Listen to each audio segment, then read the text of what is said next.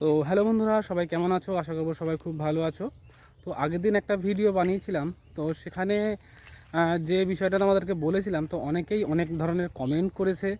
তো আমি ফাইনালি সেই যে আপডেটটা ছিল, যেটা বলেছিলাম যে এখানে নাকি হাইট ওয়েটের যে ছাড়, সেটা হলো আমাদের জন্য না, তো প্রত্যেকটা ক্যাটাগরির ইসি ক্যাটাগরি বলে একটা ক্যাটাগরি আছে, বা তার এক্সাম ক্যাটাগরি, ঠিক আছে? সেই এক্সাম ক্যাটাগরির যেসব ক্যান্ডিডেটরা থাকছে তাদের জন্য কিন্তু ওই ছাড়টা কিন্তু পরবর্তী রিক্রুটমেন্ট থেকে কিন্তু চালু হতে পারে। আর এটা কোনো পিআরবির অফিসিয়াল নোটিশ না, এটা হলো একটা মানে কি বলবো তোমাদেরকে, এটা একটা কোর্টের অর্ডার বলতে পারো তোমরা।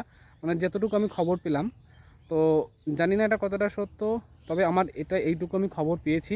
তো এটা হলো এক্সাম ক্যাটাগরি বলে একটা ক্যাটাগরি আছে, প্রত্যেকটা সাব ক্যাটাগরির, অর্থাৎ যেমন আমাদের এসসি, এসটি, হ্যাঁ, ওবিসি এর যে ক্যাটাগরি আছে, এর কিন্তু আলাদা করে একটা ক্যাটাগরি আছে, কিন্তু এদের মধ্যেই এক্সাম ক্যাটাগরি বলে কিন্তু একটা ক্যাটাগরি আছে, যে ক্যাটাগরির ক্যান্ডিডেট যারা আছে, হ্যাঁ, তারা কিন্তু এই ছাড়টা কিন্তু পাবে, ঠিক আছে? তো এই হলো বিষয়।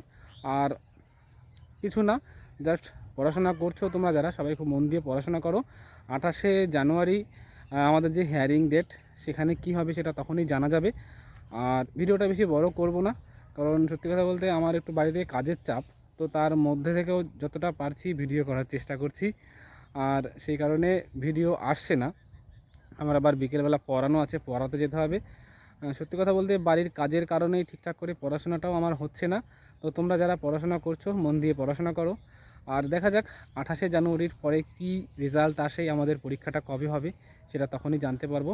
তো চলো, দেখা হচ্ছে আর একটা নতুন ভিডিওতে। তোমরা সবাই ততক্ষণ মন দিয়ে পড়াশোনা করো।